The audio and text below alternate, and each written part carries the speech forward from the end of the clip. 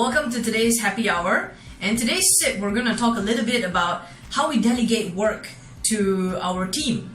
And I know a lot of leaders and business owners, they get so frustrated with delegating work because every time you delegate stuff, it just seems to come back and it doesn't get done. So how do we delegate? And one of the keys to good quality delegation that gets stuff done. How many of you as leaders out there, you feel that your team is a little bit like a push and play? You know what's a push and play? You push, they play, you push a little bit more, they play. So when you tell them, they do, you don't tell them, they don't do. And so, any of you feel that way, but please raise your hand. Yeah, don't raise your hand all at once. But yeah, there are a lot of various different leaders that get frustrated with that. And so, my question sometimes, is for us as employers and as leaders, we could feel that it is part of their ploy, to say, yeah, okay, let's don't get this stuff done, and then boss is gonna come in, and then he or she is gonna get it done for us if we don't do it, Because somehow we've trained them to react that way. We've trained them.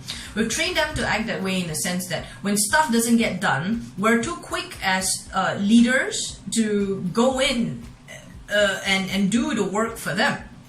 And so when that happens, it becomes a training and a program. We've programmed that. Programmed our employees that if they don't get stuff done, the boss is going to zoom in and get it done. And so, but that's not really effective delegation. If that is the case, then you should have delegated the thing to yourself, and then you get it done yourself from day one, instead of waiting for so long. So what are the challenges? What are the key things with good quality delegation is what I'm going to share next. A lot of leaders and CEOs and entrepreneurs, when they delegate stuff to their employees, they don't exactly delegate the purpose.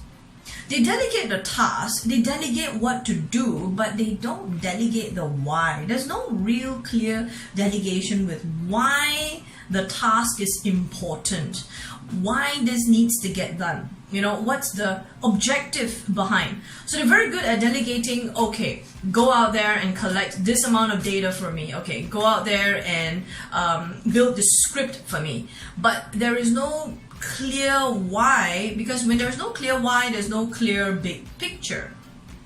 And so one of our clients did this, he brought his whole entire team together and says, okay guys, we really need to improve on our customer service, because reviews are dropping, people are not very, very happy, but we need to be able to increase more positive reviews. And so it's all about customer service, but what do you suggest? And so he left them, and then the team went away to go and figure some of this stuff out.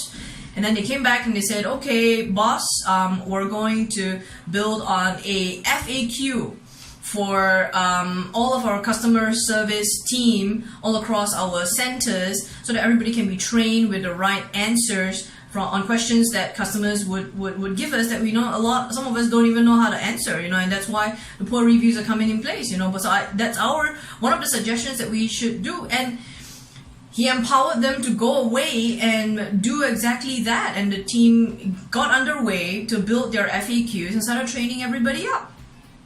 And so, and that's the one thing as well, when we effectively delegate, the team seems to take a little bit more ownership than having to say, okay, and the boss comes in, have you done this? Have you built up the FAQs? How many questions do you have? What are the surveys going on? And we've got to be able to keep doing that. And that's it's a little bit tiring for us as leaders because, we have a ton of other stuff that we should be doing.